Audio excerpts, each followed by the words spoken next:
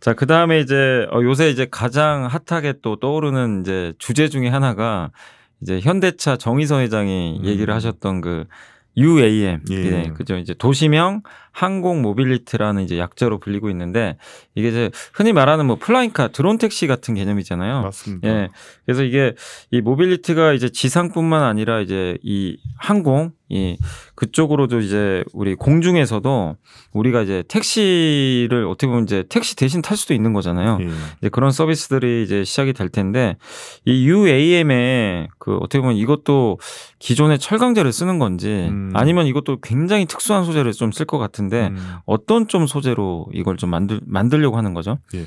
일단 UAM은 제가 보기에는 결국은 이제 항공기 제작 업체, 드론 업체, 그다음에 이제 그 자동차 완성차 업체 네. 이 세계 산업의 이제 그 각축전이 될 것이다. 예, 이렇게 좀 예상은 하고 있고요. 근데 이게 이제 형태적으로는 가장 근접한 게 뭐 항공기나 이제 드론 쪽에 가깝지 않습니까? 네네네. 맞아요. 예, 그래서 저희가 일단 뭐 항공기나 드론이랑 소재는 거의 비슷하다고 보시면 될 것 같고, 그래서 거기서 이제 저희가 이제 소재를 좀 예상을 해볼 수가 있는데. 일단 항공기 같은 경우에는 과거에는 알루미늄이 대세였었습니다. 예, 그래서 보잉 뭐 777, 1990년대 나왔던 예, 아니면은 그 에어버스 380 이런 것들은 대부분이 알루미늄이 한 70%, 그 다음에 그 복합 소재가 예, 한 20% 이렇게 사용이 됐었었는데 최근에 이제 나온 기종들, 2010년대에 나온 기종이 이제 보잉 787하고 네. 에어버스 340이거든요. 네. 근데 여기서는 복합 소재의 비중이 50%로 굉장히 높아졌고요. 알루미늄 비중은 오히려 10%대로 낮아졌습니다. 그래서 엄청난 소재의 변화가 생기고 있다. 이렇게 보시면 될 것 같고요. 네. 근데 이렇게 그 소재의 변화가 생기는 이유가 이 복합 소재 가격이 굉장히 비쌉니다. 그러니까 알루미늄은 톤당 가격이 한 2,000에서 3,000달러 정도라고 하면 이 복합 소재는 가격이 톤당 2,000에서 5,000만 원 이렇게 하거든요. 비교가 안 될 정도였는데 최근에는 이 복합 소재의 가격들이 좀 낮아지게 되면서 상대적으로 이제 그 항공기 제작 업체들이 복합 소재 채택률을 높이고 있는 상황이다. 예, 이렇게 보시면 될 것 같습니다. 네. 근데 이제 여기서 이제 복합 소재 얘기를 해주셨는데 이 복합 소재에 대한 이제 좀 한번 이게 도대체 그러니까 아까 고장력 강판 뭐 또 전기 강판 이런 얘기도 해주셨잖아요. 예. 근데 많은 분들이 또 이 복합 소재에 대해서도 좀 궁금할 것 같은데 사실 소재라는 게 워낙 좀 너무 많으니까. 맞습니다. 근데 여기에 쓰이는 그 소재가 도대체 정확히 어떤 건지 좀 설명해 주시면 고맙겠습니다. 예, 복합 소재라고 하면 2개 이상의 소재를 같이 이제 그 붙였다고 해야 되나요? 그렇게 되는 소재라고 보시면 될 것 같고 가장 대표적인 게 CFRP라고 해서 카본 파이버 리인포스드 플라스틱, 탄소 섬유 강화 플라스틱이거든요. 예, 그래서 이거는 플라스틱에다가 탄소 섬유를 붙인 거라고 이해를 하시면 될 것 같고요. 그래서 사실 이제 플라스틱의 장점은 이제 가볍다이겠지만 단점이 이게 충격에 깨질 수가 있거든요. 그러면은 뭐 예를 들면 이제 그 탑승객이나 이런 분들한테는 위험이 발생을 할 수가 있지 않습니까? 그래서 이걸 이제 탄소 섬유를 이제 그 붙이게 되면은 이 플라스틱이 깨지는 게 아니라 찢어지게 됩니다. 찢어져. 예, 그래서 안전성을 상당히 높일 수가 있는 거죠. 예, 그래서 이러한 이제 이종 소재들을 접합을 해가지고 만드는 그런 것들이 상당히 좀 많이 추세가 되고 있는 상황이다 보시면 되겠습니다. 그러니까 저도 탄소섬유 좀 공부를 좀 해보긴 해봤거든요. 근데 이게 정말 괜찮은 소재 같더라고요. 근데 우리 한국에서는 제가 알기로는 효성그룹인가요? 맞습니다. 거기서 이제 그 상용화를 한 것 같은데 원래 일본의 거의 동무대였잖아요. 맞습니다. 근데 이게 어쨌든 이쪽 UAM에 전 쓰일 거라고 상상도 못했는데 이 소재가 또 여기에도 좀 쓰이는 거 보니까 대단한 좀 소재인 것 같고, 그러니까 말씀하신 대로 우리가 이제 비행기나 이런 거 타고 가다가 결국에 사고가 났을 때 이게 이제 파편이 튀길 수도 있는데 이거 이제 찢어지는 거니까 어떻게 보면은 굉장히 좀 안전할 수가 있겠네요. 우리가 그 공중에서 혹시 사고를 당하더라도 사람이 뭐 이렇게 파편에 맞아서 죽거나 그럴 일은 없으니까 되게 좀 좋은 것 같고, 그리고 이게 훨씬 그리고 가볍다고 봐야 되나요? 예, 맞습니다. 소재 자체도. 예, 이게 무게로만 치면은 철강, 알루미늄, 복합 소재를 비교를 해보면은 네. 복합 소재가 가장 가볍고요. 네. 그다음에 이제 알루미늄. 그다음에 이제 철강. 그래서 철강은 사실 이 플라잉카나 이런 데 들어가기에는 좀 한계가 있는 것 같습니다. 네. 전기차에서는 이제 좀 메인스트림이 되게 주류가 되겠지만 이 플라잉카에서는 조금 쉽지는 않을 것 같다. 예, 플라잉카에서는 이제 복합 소재와 알루미늄의 경쟁, 예, 이렇게 지금 보고 있습니다. 아무래도 그러니까 왜냐면 이게 떠야 되는데, 그렇죠. 거기에 배터리까지 들어가면 또 무겁잖아요. 맞습니다. 그러면 거기에 진짜 철이 들어가면 예. 정말 뜨기가 쉽진 않을 것 같아요. 맞습니다. 예, 그래서 꼭 탄소 섬유가 좀 필요할 것 같고, 그리고 이제 이 UAM의 이제 상용화가 이제 본격화되고 만약에 이제 이런 복합 소재 수요가 상승을 한다면. 결국 이걸 또 만드는 회사들이 혹시 또 포스코가 이걸 하는지 제가 모르겠는데 어쨌든 이제 이쪽과 관련해 가지고는 효성그룹이 어쨌든 하고는 있잖아요. 네, 국내에서. 근데 이제 이거를 결론적으로 이런 소재를 만들어서 최종적으로 좀 수혜를 받을 수 있는 그런 업체가 혹시 국내외, 그러니까 뭐 해외도 좀 있다면 한두 업체 좀 꼽아주시면 좋을 것 같고 국내에도 혹시 대표적인 회사가 있는지, 그러니까 효성 첨단 소재 말고도 혹시 뭐 있는 건가요? 제가 알고 있기로는 이제 연부장님이 말씀하신 효성 첨단 소재, 그러니까 네. 탄소 섬유를 예, 만들고 맞아요. 있죠. 예. 예. 그 정도가 거의 좀 유일한 것 같고요. 예. 예. 일본은 이제 뭐 아시다시피 도레이라든지 예. 테이진 이런 업체들, 예. 이런 업체들 정도 이렇게 볼 수가 있을 것 같습니다. 예. 그러면 사실은 이제 여기는 뭐 철강보다는 어떻게 보면 약간 이제 섬유, 화학, 예, 이런 쪽이 좀 이쪽 가깝죠. 섹터들이 예. 좀 수혜를 받을 수가 있겠네요. 예. 어쨌든 UAM도 저도 이거 사실 좀 몰랐던 내용인데 저는 단지 이제 탄소 섬유가 그냥 수소 뭐 탱크나 그런 데 많이 들어가는 걸로 들어가는 걸로 좀 알고 있었는데 UAM 시대가 아직 뭐 사실 지금 당장 오는 건 아니잖아요. 맞습니다. 당장 오는 건 아니지만 향후에 언젠가 왔을 때 이 시장이 커졌을 때는 또 역시 새로운 소재로서 또 부각될 수 있는 거니까 관심 가져보시면 좋겠고, 마지막으로 사실 여기 원고인 없는데 그래도 철강 업종 한번 좀 질문 드려도 괜찮을 거예요. 예, 요새 워낙 또 핫하잖아요. 맞습니다. 제가 사실은 이 철강 업종이 이렇게 대장주된 거를 한 10년 만에 처음 본 것 같아요. 정확하십니다. 진짜. 아니 왜냐면 예. 개인 투자분들이 철강주 그전에도 투자를 많이 하신 걸 제가 알거든요. 근데 이번에는 대부분 놓치셨어요. 왜냐면 다 맨날 뒤통수 맞았거든요. 맞습니다. 그러니까 좋다고 해서 샀는데 예. 주가가 반토막 나고 예. 그게 너무 많았는데, 근데 예전에 그러니까 경기 민감주가 그래서 많이들 두려워서 못 사시거든요. 사실 조선주도 이번에 잘 가잖아요. 맞습니다. 예. 근데 그 연구원님이 보시기에 과거 철강하고 그러니까 물론 2007년도 너무 좋았잖아요. 그때 예, 포스코 맞습니다. 빅사이클 나왔을 예. 때고, 근데 그 후에 잔잔히 그래도 철강주가 아예 안 간 건 아니니까 한 번씩은 반등 나왔다가 이렇게 무산됐는데 왜 그때와 지금의 이 지금 차이가 이렇게 지금 왜 이렇게 뜨겁게 지금 이렇게 번지는 건지 예. 좀 결정적인 차이가 있나요? 예. 사실 저도 최근에 이제 세미나를 다녀보면은 이제 투자자분들한테 가장 많이 받는 질문이 이 철강이 과거에, 그러니까 수요가 과거에도 좋았었고 원료, 그러니까 철광석 가격이 올랐던 적도 여러 번 있었는데 올해 어떻게 이렇게 글로벌 철강 업체들이 가격을 이렇게 큰 폭으로 인상을 할 수가 있느냐, 이걸 많이 물어보시거든요.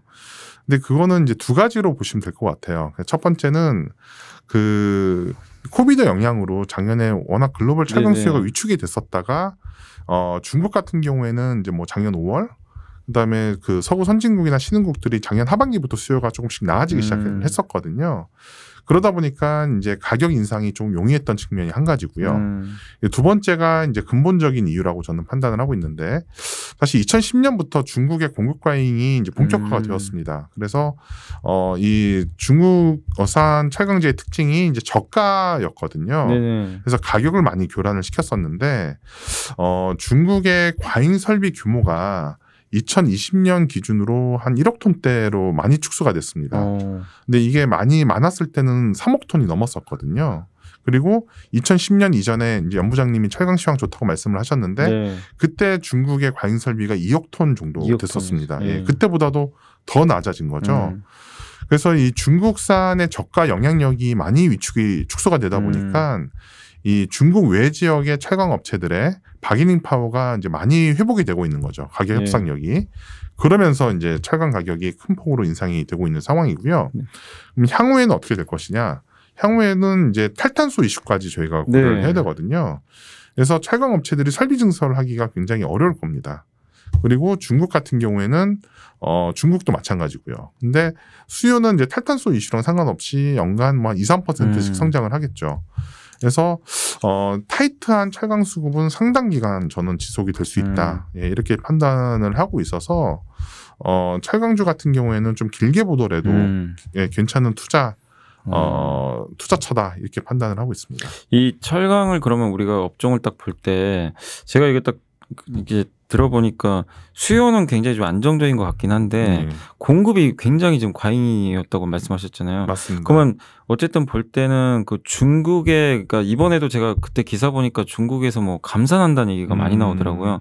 그럼 결국은 철강은 수요보다는 항상 어떤 사이클에서도 좀 공급이 더 우선시 해야 되는 건가요? 우리 투자자들을 봤을 때는? 사실은 방금 굉장히 중요한 얘기 하셨는데요. 보통 일반적으로 투자자분들은 그 철강 사이클을 볼 때 수요를 얘기를 많이 하시거든요. 근데 이 철강 사이클은 공급에서 시작해서 공급으로 끝나는 겁니다. 예. 그래서 공급 측면에서의 어떤 구조 조정 이런 것들로 인해서 이제 상승기가 시작이 되는 거고요. 돈을 이제 벌게 되면 이제 투자를 하게 되지 않습니까? 그렇죠. 캐파를 늘리고 그러다 이제 어느 시점 공급 과잉이 되면서 사이클이 꺾이게 되는 거거든요. 그래서 사실 수요보다는 공급이 제일 중요하다. 예, 이렇게 보시면 될 것 같고 캐펙스 그 사이클로 좀 이해를 하시는 게 더 맞습니다. 근데 이제 이 흐름이 일단 이제 계속 이어진다고 보는 거죠. 그러니까 중국이 감산을 한다라고 이제 언급을 하긴 했는데 과거에도 이런 적이 혹시 있었나요? 혹시 감산을 했던 적이 있는 건지? 예, 그 중국 결론부터 말씀을 드리면 사실 이제 중국 정부는 작년 연말부터 자국의 철강 업체들 감산을 계속 요구를 하고 있는데 워낙 시황이 좋다 보니까 사실 이제 감산은 안 되고 있고요. 생산량이 이제 늘어나고 있는 상황이라고 보시면 될 것 같고요. 근데 과거 2017년에 한번 그 동절기 감산을 한 적이 있었었고요. 그리고 2015년도에는 중국의 생산량이 줄었던 적은 있습니다. 그때는 이제 수요가 줄었기 때문에 예, 같이 줄었다고 보시면 될 것 같고요. 그래서 제가 보기에는 올해 연간으로 중국의 생산량이 줄지는 않을 것이다. 예, 이렇게 지금 판단은 하고 있는데 다만 저는 이제 좀 기대를 하고 있는 게 중국이 그 내년 초에 북경 이제 동계올림픽을 해야 되지 않습니까? 그래서 보통 중국이 통상적으로 11월부터 3월에 이제 동절기 감산이라는 걸 하려고 하거든요. 잘 된 적은 없었지만. 근데 올해는 그거를 북경 올림픽이랑 좀 결부시켜서 보면은 감산 이 시기에 감산 가능성은 좀 높지 않을까. 예, 이렇게 판단이 되고요. 이거는 이제 철강 업종 주가에 좀 긍정적인 영향을 줄 것이다. 이렇게 판단을 하고 있습니다. 이게 그러니까 철강 공장이 그게 진짜 맞는 건가요? 그러니까 이산화탄소 배출량이 엄청나게 많다고 하는데 어마어마합니다. 이게 뭐 다른 어떤 공장보다 좀 많이 나오나요? 예, 그렇습니다. 그러니까 전 세계 전 세계 제조업만 놓고 봤을 때 철강 산업의 CO2 배출량이 한 4분의 1 정도 되고요. 제조업 중에서. 엄청나네요. 예, 1위입니다. 가장 많습니다. 화학보다도 더 많습니다. 예, 그리고 그 제조업을 차치하고 전체를 놓고 보더라도 네 번째로 가장 많이 CO2를 배출을 하고 있고요. 이게 바로 이제 고로라는 설비에서 CO2 배출량이 많기 때문인 거고요. 그러니까 철강 전체 CO2 배출량의 80%가 이 고로라는 설비에서 나오고 있는데 문제는 전 세계 생산 설비의 75%가 고로거든요. 그러니까 철강 업체들 입장에서는 이 탈탄소 이슈가 챌린지이기도 한 거죠. 그러네요, 진짜. 예, 맞습니다. 근데 그러면 이게 중국 업체들, 그러니까 결국엔 장기적으로 봤을 때는 이산화탄소 배출하는 건 이제 공공이 적이 돼버린 것 같아요. 약간 느낌에. 왜냐하면 이제 그 시진핑 주석도 얘기를 했잖아요. 탄소 중립으로 간다고 본인도 언급을 했고, 그럼 거기 이제 퇴출 1순위가 제가 봐서 철강 공장 같긴 한데, 그러면은 중국은 강제적으로 한다고 치고 중국은 이제 공산주의 국가니까. 근데 우리의 그럼 포스코도 이게 마냥 지금 좋아할 이슈는 아닌 것 같은데, 혹시 포스코에 대해서는 이런 좀 전략이 있는 건가요, 이게? 예, 포스코 그래서 이제 결국은 포스코를 포함한 글로벌 철강 업체들의 이제 궁극적인 지향점이 그 일반 고로가 아닌 이제 수소 환원 제철법이라는 게 있거든요. 예, 그거는 이제 수소를 이용을 해서 그러니까 사실 이제 철광석이 Fe2O3이기 때문에 산소가 있습니다. 산소를 환원을 시켜야 되는데 그거를 지금은 이제 석탄이 있는 탄소를 이용을 하기 때문에 CO2가 많이 나오는 거고요. 그걸 수소를 투입을 해서 이제 물로 배출을 하는 거죠. 그래서 궁극적으로는 이제 이걸 지향을 하고 있고 지금 업체들은 2030년 포스코를 포함해서 네. 수소환원 제철을 상용화를 시키겠다. 네. 예, 이렇게 지금 얘기를 하고 있는데 이제 그 사이에는 이제 계속적인 이제 기술 개발이 좀 이루어져야 되는 상황인 거죠. 예. 예. 그리고 이제 철강은 그러니까 이게 반도체라든가 어떤 이제 IT를 보면은 어쨌든 진입 장벽이라는 게 굉장히 강력하게 존재를 하잖아요. 뭐 2차 전지만 해도 그렇고 아무나 함부로 할 수 없는데 어떤가 이게 철강 화학도 화학하고 철강은 좀 비슷한 것 같긴 한데 그냥 돈만 있으면 되나요? 돈만 있어서 그냥 증설하면. 예. 근데 왜냐하면 예. 중국이 그렇게 쉽게 지금 할 정도니까 옛날에는 사실 제가 알기로도 뭐 일본이나 우리 포스코가 되게 잘했던 걸로 아는데 근데 또 현대제철 생각하면 현대제철 되게 고생한 걸로 알거든요. 그래서 쉬운 것 같지는 않은데 중국 업체들이 어쨌든 따라온 건 사실이니까 결국 진입 장벽이 그렇게 좀 높진 않은 산업인지 그래도 어쨌든 레벨은 존재하는 거죠. 이 레벨 차라고 하잖아요. 그러니까 예. 포스코가 제가 봤을 땐 굉장히 높은 위치로 알고 있는데 맞습니다. 그래도 예. 이 각 업체별로의 차이는 있는 건지 그게 좀 궁금하긴 하거든요. 이게 이제 진입 장벽이라고 하면은 이제 크게 보면 자본, 그다음 기술 이 두 가지로 네. 볼 수가 있는데 이 자본적인 문제가 해결이 된다면 기술적으로는 진입 장벽이 그렇게 크지는 않은 것 같아요. 왜냐하면은 이런 이제 제철 기술, 근데 고로 이런 기술들이 한 200년 이상 된 기술들이기 때문에 네. 그 진입 장벽이 크게 존재를 하지는 않는다라고 저는 생각이 되는데 네. 다만 이제 앞서 말씀드렸듯이 수소환원 제철로 가야 되는 거는 이건 모든 업체들이 이제 새로운 걸 시도를 해야 되는 거거든요. 그래서 이거는 정말 철강 업체들이 이제 여기서 도태되는 기업들도 생길 거고 상당히 많이 좀 변화가 있을 것이다. 네. 예, 이렇게 좀 보고 있습니다. 네. 그러니까 이게 어쩔 수 없이 이제 이 방향으로 가야 되는데 여기서 정말 많은 업체들이 또 몰려갈 수도 있고. 그럴 수 있습니다. 그런데 우리 한국 업체 입장에선 전 나쁠 것 같지는 않은데요. 어쨌든 포스코가 또 그동안 해온 걸 보면. 예, 포스코도 그렇고 뭐 현대제철도 마찬가지고 이런 쪽으로는 이제 기술 투자를 많이 하고 있기 때문에 저도 뭐 한국 철강 업체들이 도태될 거라고는 생각을 해본 적은 없고요. 예, 사실은 잘 생존을 할 것 같습니다. 네. 그 마지막으로 이제 철강주 이제 어쨌든 요즘에 너무나 막 뜨겁고 하긴 한데 어떻게 보세요? 그러니까 결국 철강주가 진짜 10년 만에 이렇게 좀 뜨거웠던 적은 저도 이제 10년 만인 것 같긴 한데 계속해서 올해 내내 이게 지위를 유지한다고 보시는 건지 아니면은 이게 또 그러니까 어차피 사이클이니까 언젠가 꺾이긴 하겠지만 과거보다 어쨌든 좀 오래 갈 거라고 보시는 건지 그래도 아까 이제 동계올림픽 말씀하셨잖아요. 그럼 그때가 또 피크일 것 같은 느낌도 좀 들긴 하는데 올림픽 끝나고 나면 또 모멘텀 소진으로 근데 좀 어떻게 보세요? 역시 그냥 철강은 좀 짧게 해야 되는 건지 그래도 어쨌든 한번 그 연구원님께서 한번 의견을 주시면 감사할 것 같습니다. 뭐 솔직히 이제 말씀을 드리면 철강이 이제 사이클 산업이고 통상적으로 10년 정도의 주기가 있어 왔거든요. 근데 그 이 탈탄소 이슈로 이제 그러니까 신규 설비 증설이 어려운 상황이기 때문에 그 짧은 이제 재고 조정의 소사이클은 있겠지만은 타이트한 수급은 상당 기간 저는 지속이 될 것으로 예상이 되고요. 그래서 보통 이제 철강 업종이 이제 장치 산업이다 보니까 저희가 이제 북밸류 자산 가치를 또 많이 비교를 해야 되는데요. 이 PBR이 아직도 뭐 포스코 기준으로 0.6배, 현대제철 0.4배 수준이거든요. 근데 지금 가동률 이런 것들 생각을 해보면은 저는 0.9배에서 1배 정도가 정상 수준이라고 저는 보고 있습니다. 그래서 저는 중기적으로 주가는 계속 좀 정상화되지 않을까. 이렇게 지금 판단을 하고 있고요. 그리고 저는 그 최근에 또 이제 뭐 인플레이션 이슈 때문에 좀 조정을 받고 있긴 한데, 역사적으로 보면은 그 미국의 기준금리 인상 사이클에서 그 초기 국면에서는 철강 가격이 올랐었거든요. 그래서 저는 오히려 이렇게 주가 조정 받을 때가 좀 철강주들을 살 수 있는 또 매수의 기회로 봐야 되지 않나 이렇게 판단을 하고 있습니다. 네, 오늘 어쨌든 좋은 말씀 감사드리고 사실 이제 저희가 모빌리티로 시작했다가 결국 철강으로 끝나버렸네요. 어쨌든 많은 또 도움이 되셨을 것 같고 사실 요새 진짜 관심 없던 분들도 철강주 많이 또 물어보시더라고요, 진짜로. 이제 주가 움직여버리니까 또 새로 진입하려는 분들도 많이 계신 것 같은데 어쨌든 뭐 너무 투기적으로 보지 마시고 투자의 관점에서 왜 철강주가 지금 좋고 또 이런 새로운 소재도 있거든요. 그리고 한국의 포스코나 현대제철 또 뭐 동국제강 같은 또 다양한 기업들이 있는데 그런 기업들도 한번 여러분들이 또 스터디를 하셔가지고 좋은 또 진입 타이밍 잡아보시면 좀 좋을 것 같습니다. 자, 오늘 이렇게 좋은 말씀 해주셔서 너무 감사드리고 다음에 또 뵙도록 하겠습니다. 예, 감사합니다. 네, 감사합니다. 감사합니다. 네.